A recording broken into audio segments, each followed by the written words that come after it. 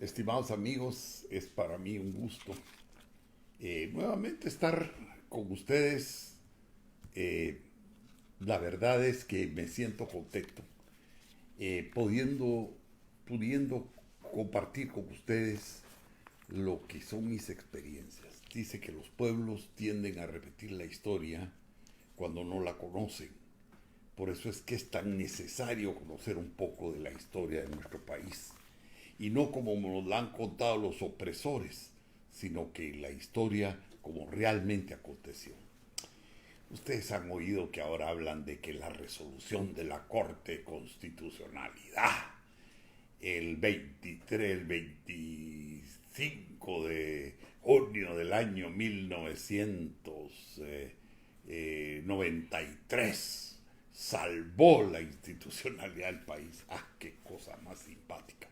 No hay tal salvar la institucionalidad del país. Quiero contarles al pueblo de Guatemala y particularmente a la juventud guatemalteca qué pasó hace 25 años con esa famosa resolución de la Corte de Constitucionalidad y para que miremos cómo una vez más vienen a querernos engañar y sorprender con resoluciones que son igualmente espurias e ilegales. Esa resolución se lleva a cabo en medio de una crisis por parte de la Corte de Constitucionalidad, pero se dice que salvó la institucionalidad del país. Yo me pregunto, ¿qué institucionalidad tenemos hoy en el país? En aquel tiempo yo lo que quise es rescatar al país de cierto control que había con ciertas mafias incrustadas en el Congreso, incrustadas en la Corte Suprema de Justicia y establecer un derrotero diferente para el país, darle a las instituciones la verdadera dimensión que tenía y no el chantaje y el soborno a que estaban siendo ya acostumbradas.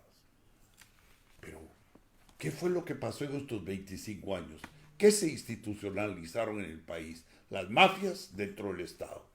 Se institucionalizaron las maras en las calles. Se institucionalizó un gobierno que vino a favorecer a una pequeña élite económica. Pero el país de eso no se benefició. Imagínense ustedes cómo se lleva a cabo esa resolución. ¿Saben en dónde se redacta la resolución de la Corte Suprema de Justicia? De la Corte de Constitucionalidad, en el despacho del ministro de Defensa. En el despacho del ministro de la Defensa. Mire usted la independencia de ese organismo para redactar esa resolución que tenía otro objetivo, no tenía otro objetivo más que encontrar una legalidad al golpe de Estado que se me estaba dando y que ya se me había anunciado. Porque cuando la cúpula del ejército a mí me pidió la renuncia, yo les dije, no renuncio. Si quieren, depónganme, pero yo no renuncio. Entonces, fueron los de la Corte de Constitucionalidad, que hoy figuran como héroes, los que fueron a generar esa fachada para ese golpe militar, de cúpula militar. Tristemente, no fueron los magistrados de la Corte de Constitucionalidad quienes redactaron esa resolución. Dionisio Gutiérrez y el CACIF llevaron a 3 abogados. El licenciado Mario Augusto García Noriega, pagado por Dionisio Gutiérrez, es un abogado que ha estado al servicio de los Gutiérrez y los Bosch toda su vida. Guayo Palomo y Palío Quesada, Toruño. Palío Quesada ya no apareció más. Yo no entiendo por qué Guayo Palomo sí apareció en la foto con García Noriega de los títeres. Pero bueno, esas son circunstancias que se quedarán en el olvido. Pero esos fueron los que redactaron esas. El propio presidente Paminondas González Dubón no estaba en el palacio. Él fue mandado a traer después por Pérez Molina. Yo creo que bajo apercibimiento para que llegara. Y se le ve la cara en todas las fotos al licenciado González Dubón que no estaba agradado de estar en la circunstancia en que a él se le puso. Bueno, según declaraciones del licenciado Carlos Reynoso Gil, en una entrevista, claramente dijo que esa resolución, su base jurídica era un pronunciamiento del Ejército de Guatemala, un comunicado del Ejército de Guatemala, háganme el favor. Y esa es la resolución que ponderan como una gran cosa, como la que libró, la que rescató el orden constitucional. No, rescató el orden de las mafias, rescató el orden de las maras, rescató el orden del poder de una eminentemente pequeña cúpula empresarial y una corrupta cúpula militar. Eso es lo que rescató, no rescató otra cosa. No nos confundamos ni vengamos a hacer elogios de algo que han metido al país en 25 años de retraso, que eliminó del país todas las esperanzas que el pueblo hubiera podido tener de tener un país con una agenda social, con una agenda económica, con un progreso y una prosperidad. No, todo eso lo quitó. Señores, esa resolución estableció una mentira. Dijo que yo había abandonado el cargo. Yo no había abandonado el cargo. Yo estaba sentado en mi despacho en Casa Presidencial. ¿Cómo una resolución mentirosa como esa puede elogiarse a través de la historia? No hay cómo. Por otro lado, se dijo que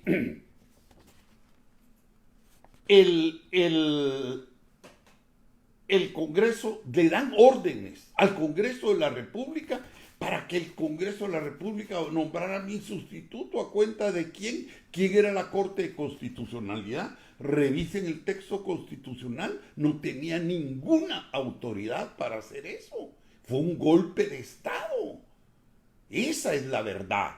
Por el otro lado, imagínense ustedes que argumentan mucha gente, e incluso el propio Ramiro de León Carpio, que fue el que a mí me sustituyó, que esa resolución de jurídico no tenía nada, que esa resolución era ni más ni menos un horror jurídico. Entonces, ese horror jurídico, ¿en dónde nos metió? Nos metió en 25 años de retraso. Pero ¿qué fue lo que esa resolución logró? Primero, establecer que un golpe de Estado, como siempre, se ha podido dar en ese tiempo con bayonetas y con billetes. Hablemos las cosas claras como son. Ahora lo quieren dar con leyes frustradas, torciendo el derecho y con billetes también. No nos confundamos de eso. ¿Qué es lo que quería esa ley? Ese golpe de Estado lo que logró fue las privatizaciones que empobrecieron al pueblo de Guatemala. Sus grandes recursos en la comunicación, la telefonía y en la energía pasaron a manos privadas sin dejar ningún beneficio al pueblo de Guatemala. Eso sí, se logró fehacientemente a través de esa resolución del 25 del año 1993. ¿Qué otra cosa lograron? El control de los bancos. Lograron que el Estado no pudiera obtener recursos del Banco Nacional y que tuviera que ir a la banca privada para hacer los bancos inmensamente ricos. Eso sí se logró. Por eso, para ellos, esa fue una gran resolución, pero para el pueblo fue esa una pésima resolución. El golpe de Estado que se me dio a mí es un golpe que el pueblo ha pagado carísimo por las aberraciones que se cometieron con la economía y con todo lo que hicieron con el país. Por el otro lado, metieron las comisiones de postulación para que este mismo grupo, estas pequeñas cúpulas, pudieran manejar el poder judicial. Y mire a dónde nos llevaron, a un Estado fallido, a un Estado en donde es anárquico, tenemos anarquía total en el país. Díganme ustedes, ¿dónde arranca esa anarquía? Hace 25 años cuando me dieron el golpe a mí, cuando las mafias se institucionalizaron en el país, cuando secuestraron el Estado de Guatemala. Esos son 25 años de retraso, no nos confundamos. Yo estaba defendiendo las instituciones democráticas del país, porque estaba queriendo sacar el chantaje del Congreso de la República, porque estaba queriendo sacar la venalidad y la corrupción de los tribunales y las cortes. Pero esto fue visto al revés. ¿Por qué?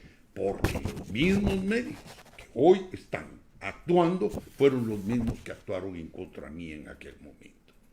Las resoluciones actuales, mis queridos amigos, quiero decirles, en primer lugar, son igualmente antijurídicas y eminentemente políticas. Así como se dijo hace 25 años, de jurídico esto no tiene nada, pero se justifica políticamente. Una aberración, porque el sistema jurídico es legal. El Estado de Derecho es con ajuste a la ley. El Estado del Derecho no es como se le da la gana a cada quien. La Corte de Constitucionalidad ni hace 25 años ni hoy debe estar por encima de la Constitución de la República. La Constitución de la República y las leyes están por encima de esa Corte. Y la función de esa Corte es garantizar que esas leyes se cumplan. En este caso, este es un contrato entre dos partes, el Estado de Guatemala y la ONU. No hay un tema constitucional.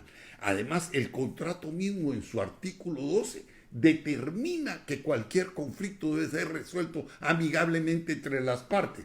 Hoy aparece, después de 1 año y medio de conflicto, el secretario general de Naciones Unidas diciendo que está dispuesto a dialogar.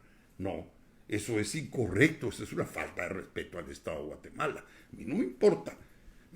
Y lo digo, y no porque esté defendiendo a Jimmy, yo estoy defendiendo mis principios. Eso no puede ser, que él haga lo que se le da la gana. No está así. Es incorrecto totalmente que en un contrato entre dos partes participe un Alfonso Carrillo, un abogado, que obviamente es el abogado de Dionisio Gutiérrez. Señores, pero no podemos seguir permitiendo que esta gente sean dueños de la justicia. Esto en el artículo 12 que dice que entre las partes deben dirimir sus conflictos. Ahí entre los dos deben encontrar la forma de encontrar una solución al conflicto. ¿Qué tiene que ver Dionisio Gutiérrez en esto? ¿Acaso él es el dueño del país, pues? Ah, pero es el dueño de las cortes. Y eso no puede ser, señores, ya paremos eso, abramos los ojos, eso no nos va a llevar a nada. Por el otro lado, dice, el señor Gutiérrez dice que con orgullo sostiene al otro señor, perdónenme, el orgullo del señor Gutiérrez vale mucho, pero mucho más vale el prestigio de nuestro país. Y nuestro país dijo, se va, estemos de acuerdo o no estemos de acuerdo. Eso es potestativo del Ejecutivo. Y la Corte de Constitucionalidad invade el territorio del Ejecutivo cuando quiere imponer una decisión administrativa que no tiene ninguna violación a la Constitución de la República. En último caso, yo creo que el presidente ahí está amparado por la Constitución, porque él es el jefe del Ejecutivo y en una cuestión administrativa está decidiendo lo que está decidiendo. Entonces, ahí son las cosas que a uno lo ponen en una posición difícil, porque le dicen a uno, usted defendiendo a Jimmy. Yo no estoy de acuerdo con muchísimas cosas de las que este presidente está haciendo, no estoy de acuerdo, pero tampoco puedo estar de acuerdo que a mi país se le atropelle en la forma que se le quiere atropellar, porque si nosotros no nos respetamos, ¿quién nos va a respetar? Nuestra dignidad tiene que ser respetada. El señor Gutiérrez no puede hacer lo que dice hoy, tomar la decisión de que va a nombrar un adjunto. Revisé el contrato y el acuerdo no dice que se puede nombrar un adjunto. Entonces, eso no se puede tomar unilateralmente. Entonces, estamos mal. Y es mucho peor que la la Corte de Constitucionalidad venga, emita una resolución con 5 votos a favor y después la ampliación de esa resolución, la explicación de esa resolución la tira con voto dividido. Bueno, entonces, señores, ¿estuvieron de acuerdo la primera vez o no? ¿O son tan tontos que no sabían lo que estaban aprobando? ¿O son dos resoluciones distintas en diferente tiempo? La verdad es que es mucha irresponsabilidad de estos 3 magistrados que están metiendo al país en un problema. ¿Por qué? Por algo que es totalmente tangencial. ¿Acaso estamos hablando de la educación? ¿Acaso estamos hablando del abandono? ¿Acaso estamos hablando de la discriminación o la marginalidad? Esos son temas para podernos enfrentar. Pero estarnos enfrentando por una cosa como la que nos estamos enfrentando me parece que es absurdo. Menos mal que hoy el pueblo de Guatemala respondió. Nadie fue al paro tan anunciado. ¿Por qué? Porque el pueblo de Guatemala ya no de pañales, señores. Ya, ni los medios lo van a manipular porque hoy existen las redes sociales en las cuales cada quien podemos decir lo que se nos da la gana. Ni tampoco ya el pueblo está en la actitud de aceptar los shows mediáticos que estos señores han venido haciendo por 40 años sin que nadie les respondiera. Hace años estos señores, como lo hizo ayer este señor, hacían un gran show mediático y nadie les podía responder. Hoy hacen su show mediático y a los 2 minutos están las redes sociales bajándoles la carátula. Bueno, algo hemos ganado en el país. Alguien dijo que conoceréis la red y os hará libre, y es verdad. Todo esto nos está ayudando. Cabría preguntarnos 3 cosas. Señores, en esta coyuntura, si hubieran jueces, deberían ordenar lo conducente contra los 3 magistrados que están causando los problemas que están causando en una abierta ilegalidad, inconstitucional, haciendo abuso de poder, extralimitándose en sus funciones y en una forma fragante, presentándose así, simple y sencillamente para quedar bien con 4 o 5 gentes que los apoyen. La verdad es que aquí habría que ver, o se van a la cárcel estos 3, o se procede contra el presidente. Pero el presidente está en todo derecho, creo yo, de invocar el artículo 156 de la Constitución de la República, que establece claramente que el presidente no está obligado, que ningún funcionario está obligado a cumplir con ninguna ley que sea ilegal. Y en este caso, pues cabe interpretación. Y yo quiero decirle, la Corte de Constitucionalidad puede ser, como ellos mismos se han llamado, el tribunal más sublime, pero no están por encima de la ley. Tienen que cumplir la ley. Y si no cumplen la ley, ellos se ponen al margen de la ley y son delictivas sus decisiones. Pase lo que pase, así lo veo yo. Para ellos no, porque la Corte de Constitucionalidad en estos 25 años ha cometido abusos y atropellos, ha cambiado leyes, ha hecho lo que se le da la gana. Eso hay que parar, porque esto no ha favorecido el sistema de derecho en el país. Esto no ha favorecido la consolidación de la democracia, ni tampoco el respeto a la Constitución. Hay similitudes entre estas 2 resoluciones. Primero es el mismo titiritero, está clarito.